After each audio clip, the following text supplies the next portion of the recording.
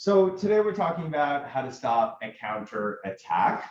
And I just want to paint a picture for you just to kind of start with.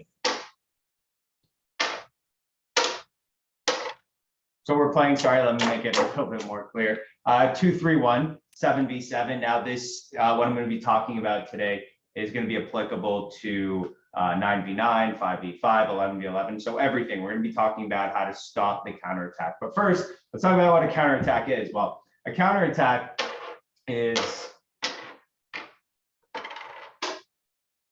what happens as soon as we lose the ball. So as soon as we lose the ball and the other team is now attacking, they usually start their attack. Now we can talk about more specific, which is what a lot of the courses get into, where we lose the ball in the thirds. That's kind of a different definition of counterattack, which I don't really like, but let's forget about that. However, just keep it in mind that it will be different how you react in different parts of the field. Obviously, the closer to your net you are, the less risk you take, the higher up, the more risk, all that kind of stuff that you have to think about. But let's talk about that counterattack. Most people, when they think about defending a counterattack, they make one big mistake, and that's this. They think that they should start to think about the counterattack as soon as they lose the ball. As soon as we lose the ball, how do we react?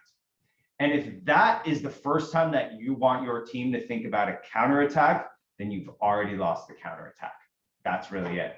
Because if your team is wide in possession like this, then as soon as you lose the ball, there's a through ball here, for example. And even though my goalie is up, which is one of the ways that we can prevent that. But if it's a good enough ball, it's a breakaway, and then you're done. So if you start to think about the counterattack as soon as you lost the ball, you are in pretty bad shape.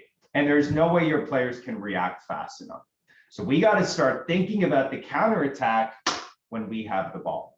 And for me, that counterattack is the most dangerous when we pass the ball up to the midfielders. When the ball is back here, because we have our midfielders up, and that's again something you can do 7v7, 9v9, 11v11, we should have a pretty comfortable advantage back here, as you can see with the 3v1, that I'm not really worried about the counterattack. So we can right away eliminate losing the ball within our defenders and goalkeeper. So obviously, the next player that's probably going to lose the ball in my situation is the midfielder. That's 100% going to happen, because if you watch any of our games, when our midfielders have the ball, we want them to go 1v1. We want them to use a skillful move, and we want them to get around the players. That's what we do. So a lot of the times you're going 1v1, you're going to lose the ball. That's just the way it is. So in this situation right here, when the midfielder on the wing has the ball, the winger, the wide midfielder, whatever you want to call it, how do we prevent that counterattack? There are two things that I'm going to talk about today that I think help prevent that counterattack when you have the ball. So we're really starting to think of counterattack as something that's important during possession, during when we keep possession. The very first point that I want to talk about is, first we have to define it. So there's a big line here that separates the field. I know it's not straight, don't worry about it. We talk about the strong side being the side of the ball, and then we talk about the weak side being the side without the ball, just like that. So strong side always has the ball, weak side always doesn't have the ball. It doesn't matter what level you are playing.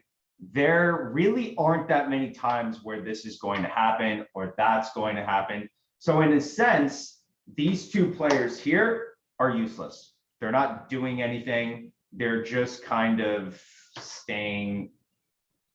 They're just, I would, if you want to argue and say that they're bringing them out, that's probably not even going to happen because the other team's going to get small. Some of the teams, they drop in as another defender. So this really doesn't help. So the first point to prevent a counterattack is your weak side players have to shift towards the strong side.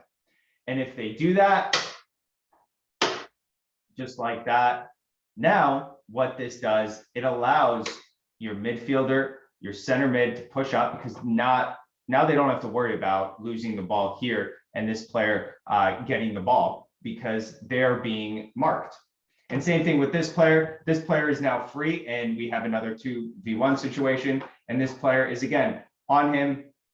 So these players are now actually kind of like defenders. They're acting as players that support us in case we lose that ball. And that's your first point.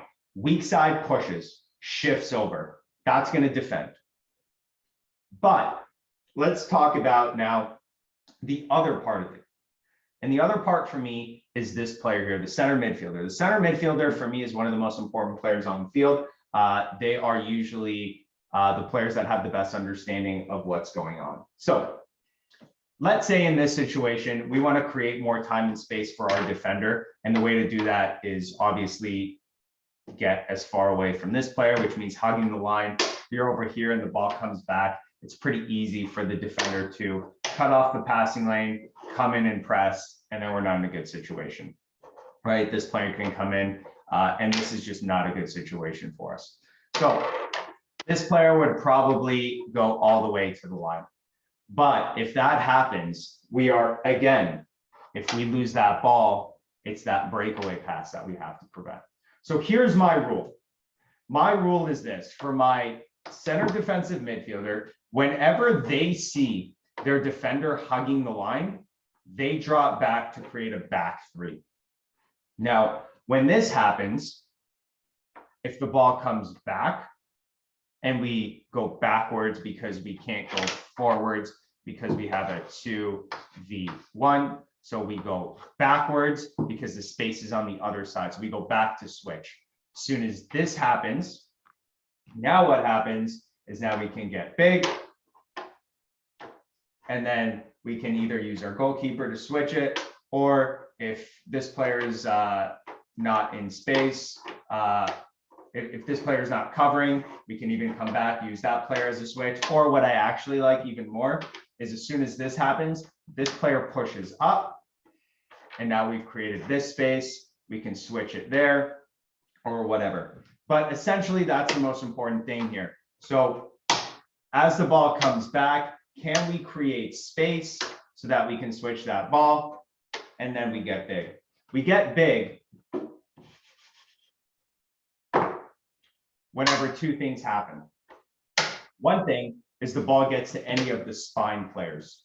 So the spine players are the players in the middle. If any one of these players get that ball, we get big again.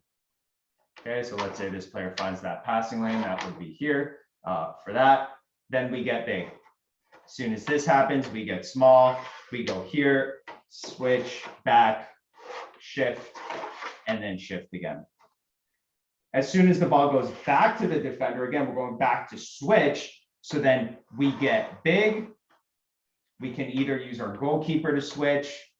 Sorry, this goes back here. This player finds a passing lane in here for the turn, maybe a 2v1, whatever you want.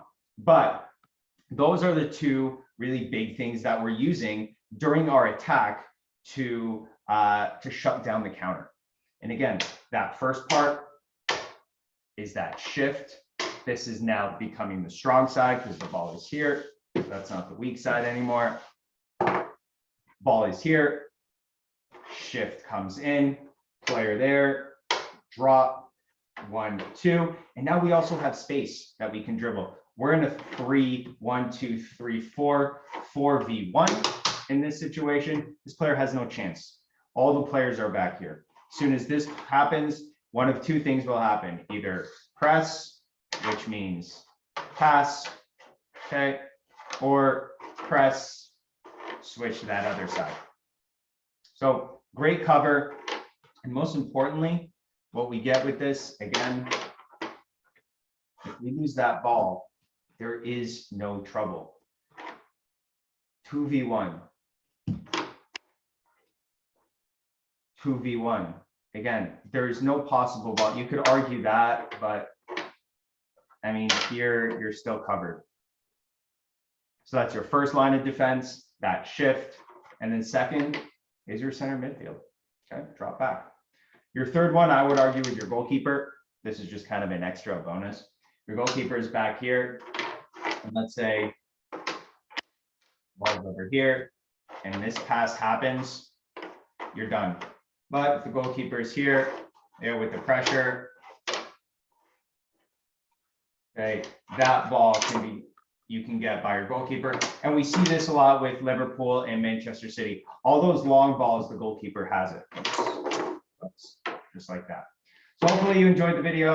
I'm going to be doing, I think, a podcast on this. If you haven't listened to my podcast, Coaching Soccer Weekly, available on all of the major podcast platforms, Spotify, Stitcher, all those good ones. So hopefully you enjoyed it, and I'll see you on the next one.